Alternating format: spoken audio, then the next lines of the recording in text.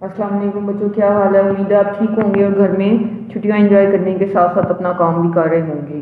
तो इसी चैप्टर का आज हम जो है अपने वर्कबुक का काम नेक्स्ट आगे से कंटिन्यू करेंगे, ठीक है।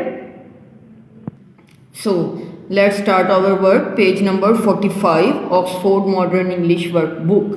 इसका सी पार्ट है, हमने ऊपर तक कर लिया था, आगे से आज कंटिन्यू करेंगे। The bird and the balloon. ये बेटा ये पिक्चर्स दी हुई हैं, इस पिक्चर्स को देखकर हमने स्टोरी लिखनी है।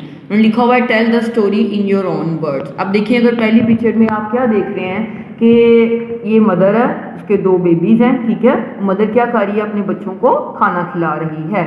अब अगर दूसरी पिक्चर में आ जाएं तो दूसरी पिक्चर में क्या हुआ है कि वो बच्चों को छोड़ के खाना खिला के खुद वो चली गई है।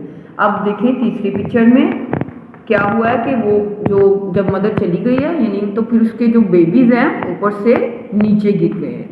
फिर नेक्स्ट पिक्चर में क्या हुआ है, अब वो बेबी छोटा है, उसको उड़ना भी नहीं आता। उसकी मदर वापस आई है तो वो देखकर परेशान हो गई है। एक बॉय पास से गुजर रहा था, उसके हाथ में बैलून। आपको पता है गैस वाला बैलून जो होता है ये हवा में उड़ता भी है। अब वो देखता है कि बेबी जो है वो नीचे है और मदर परेशान है। बेबी तो बहुत छोटा है, वो उड़ भी नहीं सकता, तो वो भी देख रहा है और मदर भी देखकर अपने बेबी को परेशान हो रही है। अब हम आ गए 46 पेज पर। इस पर देखें उसने क्या किया है कि बेबी ने बैलून से छोटे जो बेबी को बांध दिया, यानी बॉय ने बैलून के साथ वो बेबी को बांध दिया है और मदर जो है वो देख रही है। और लास्ट पिक्चर में क्या हुआ है कि बैलून जो है वो उड़ाकर बेबी को ऊपर ले गया और उसकी मदर भी साथ चली गई है। इस तरह वो बेबी भी हिफाजत से अपने नेस्ट में वापस चला गया और मदर भी खुश हो गई और बॉय भी खुश हो गया है। अब इन्होंने यहाँ पे कुछ वर्ड्स नीचे दिए हुए हैं। उन्होंने कहा इस वर्ड्स की हेल्प से आपने बर्ड और बैलून की स्टोरी लिखनी है। Mother bird feeding babies, worms flying away, fighting one baby, falling, cannot fly, worried, on ground, boy with balloon, coming, tying to baby, lifting baby to nest और end पे आ गया happy। अब हमने इसी के अकॉर्डिंग नीचे जो है अपनी ये लाइंस पर इसको लिखते जाना है, ठीक है।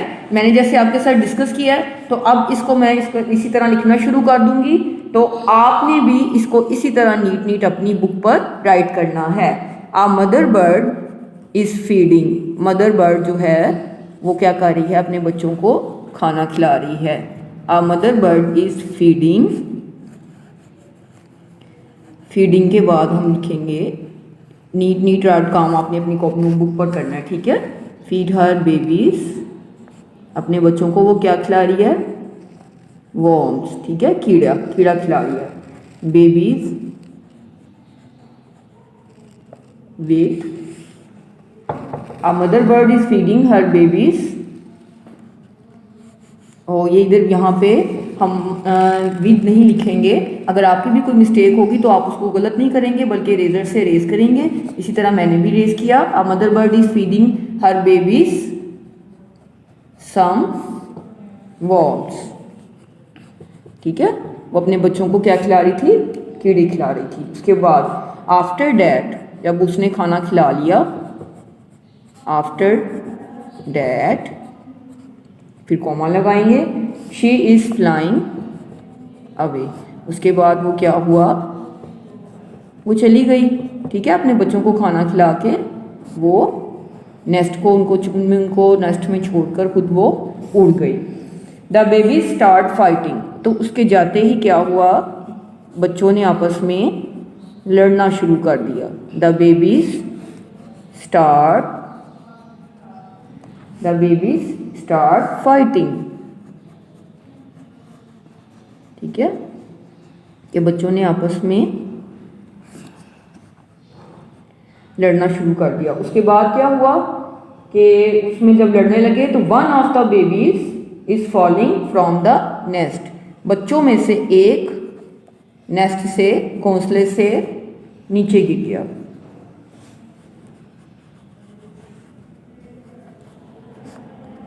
One of the babies is falling from the nest. उनमें से बच्चों में से एक बच्चा क्या हुआ, नीचे गिर गया, ठीक है। फिर क्या हुआ, When the mother bird comes back, अब क्या हुआ कि जब मदर बर्ड यानी उनकी जो माँ है वो वापस आती है, when the mother bird comes back, she sees the baby bird on the ground। फिर कॉमा लगा के आगे लिखेंगे she sees the baby bird on the ground।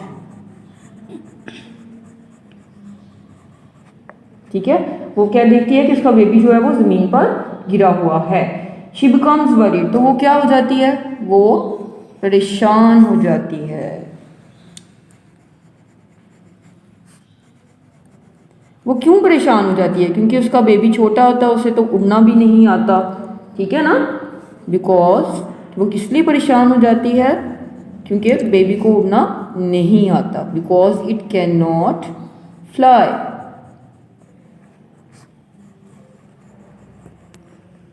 फिर क्या होता है जी, इन द मेन वाइल, उसी दौरान, यानी जब वो परेशान होकर अपने बेबी को देख रही होती है तो उसी वक्त कौन आ जाता है, a boy comes there with a balloon in the meanwhile. ठीक है, उसी दौरान क्या होता है, एक जो है एक बॉय बैलून के साथ वहां पे आ जाता है।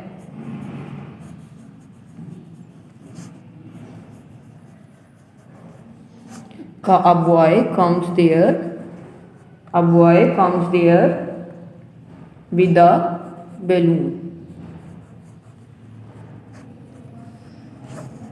ठीक है, इसमें आपको परेशान होने की ज़रूरत नहीं है। अगर आपकी लाइंस आप फ़र्ज़ करें समझ रहे हैं कि कम हो गई हैं या छोटी जगह नहीं है, तो आप नीचे जगह है वहाँ पे आप लाइंस अपनी और लगा सकते हैं। ठीक है, he is tying the baby bird to the string of the balloon. अब उसने देखा है कि बेबी नीचे गिरा हुआ है, मदर परेशान है और बेबी उड़ भी नहीं सकता। ठीक है ना, तो वो क्या कर रहा है, उसने बैलून की स्ट्रिंग यानी बैलून की जो रस्सी होती है, धागा होता है, उसके साथ बेबी को बांध दिया है। He is tying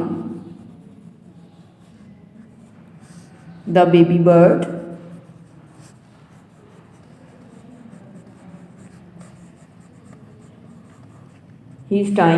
bird to the string of the balloon।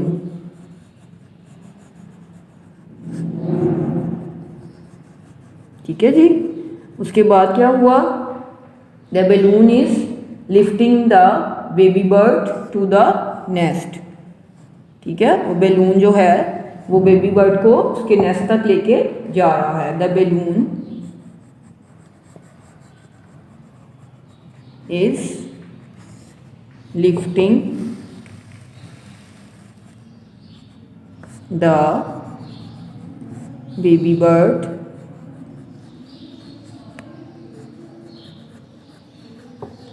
the balloon is lifting the baby bird to the nest।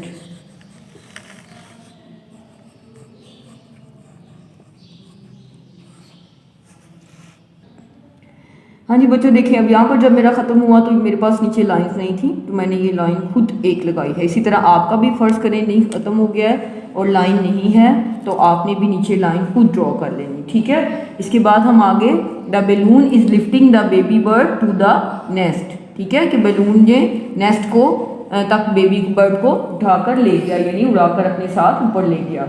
अब हम इसको कर देंगे so everyone is looking happy. उसमें क्या हुआ कि जब बेबी बर्ड अपने नेस्ट में चला गया तो सब खुश हो गए। सो एवरीवन इज लुकिंग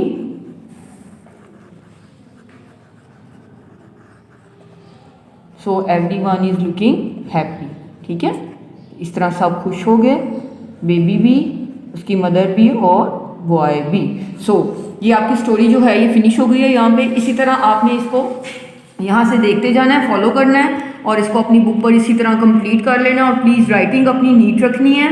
ठीक है, और इसको नीट एंड क्लीन अपना काम करना है। Stay at home, take care, अल्लाह हाफिज़।